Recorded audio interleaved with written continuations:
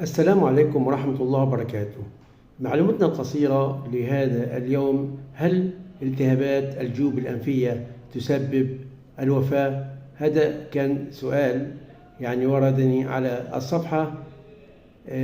تابعونا لتستمعوا على الإجابة.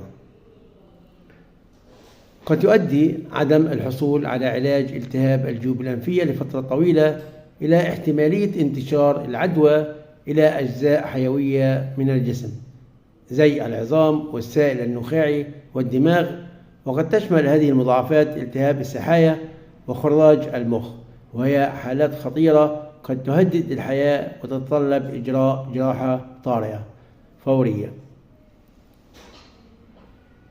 هذه معلومتنا القصيرة لهذا اليوم، كانت بعنوان: هل الجيوب الأنفية أو التهاب الجيوب الأنفية يسبب الوفاة؟ كانت الإجابة بنعم. أتمنى تكونوا استفدتم من هذه المعلومة، والسلام عليكم ورحمة الله وبركاته.